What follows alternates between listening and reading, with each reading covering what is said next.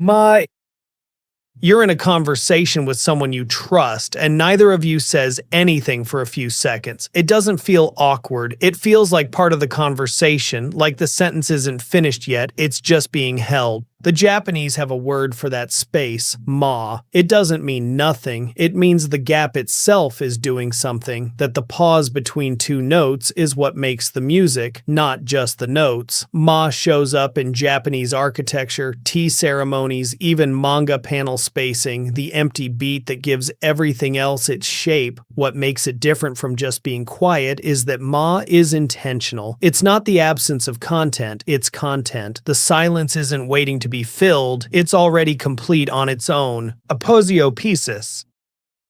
You're telling someone something, maybe an apology, maybe something you're angry about, and halfway through the sentence, you just stop. Not because you forgot the words, because finishing it would make it too real, or too much, or you realize partway through that you don't actually want them to hear the rest. That's aposiopesis, a term from classical rhetoric, for a sentence that breaks off before it's finished, on purpose or not, and lets the silence say the rest. Ancient Greek orators used it deliberately, trailing off mid-threat, so the audience's imagination would finish the sentence worse than any words could. What makes it different from just losing your train of thought is that the unfinished part is doing work. The listener fills the gap, and usually with something heavier than what you were actually going to say. Tacenda.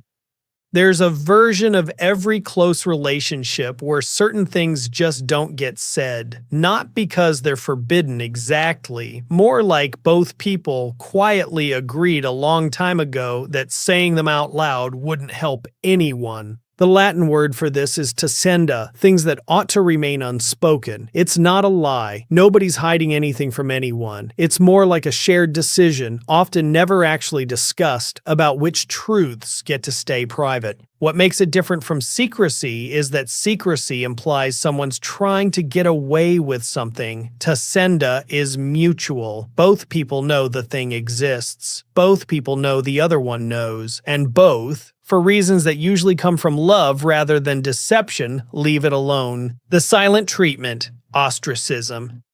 Someone stops responding to you, not angrily, not with a slammed door, just a flat, total withdrawal, no text back, no eye contact, and somehow that's worse than an argument would have been. Psychologists call this ostracism, and there's real research behind why it hurts as much as it does. Brain imaging studies have found that being deliberately excluded activates some of the same regions as physical pain. Your nervous system doesn't fully distinguish between a slammed door and a slammed heart. What makes it different from someone just being busy is the intent behind it. Silence used as a tool, not an accident. And the person on the receiving end usually knows the difference immediately, even if they can't explain how. Companionable silence.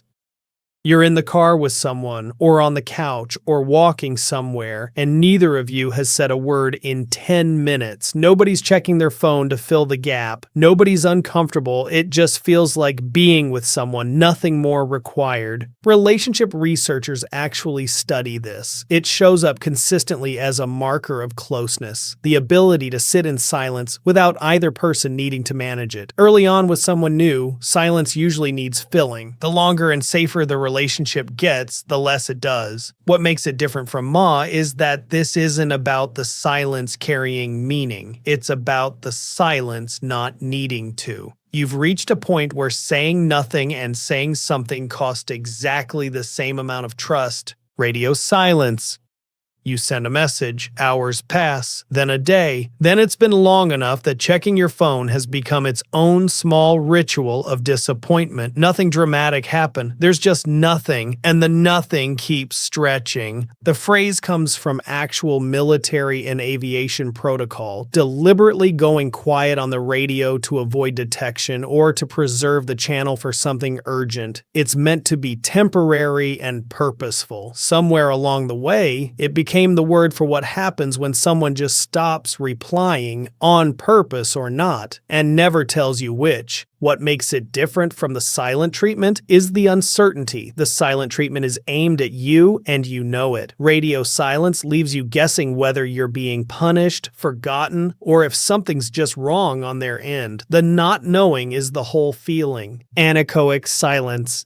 There's a room in Minnesota certified as the quietest place on Earth that absorbs over 99.99% of all sound. People who go inside for more than a few minutes start to hear their own heartbeat, their blood moving, their joints when they shift. The longest anyone has lasted alone in there is reportedly around 45 minutes. This is anechoic silence, sound with genuinely nowhere to go, engineered rather than natural. Most silence we experience is relative. A quiet room still has the hum of a fridge, distant traffic, your own breathing blending into the background. True anechoic silence removes all of it, and the brain doesn't know what to do with that. What makes it different from ordinary quiet is that ordinary quiet is restful because your brain can stop monitoring for threats. Total silence does the opposite. With nothing external to listen to, your nervous system turns inward, and what it finds there is usually more than people expect. Apophatic silence.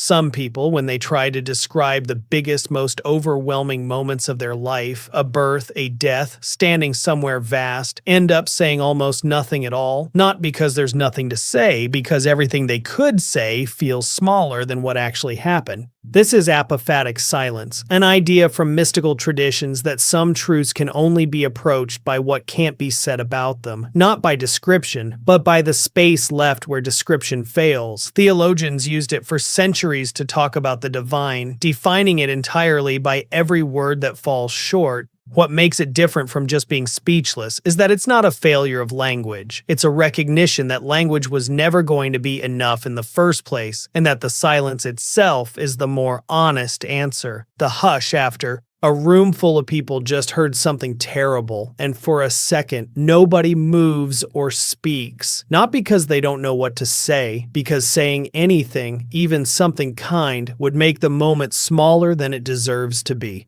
There isn't one clean word for this across languages, but it shows up everywhere. The beat after a eulogy, the pause after a phone call with bad news, the silence a crowd holds after a moment of impact before anyone claps or cries. It's the silence that respect requires before words are allowed back in. What makes it different from shock is that shock is involuntary, your system just stalling out. This is closer to a shared decision made without discussion, that the moment needs room before it gets touched by language at all.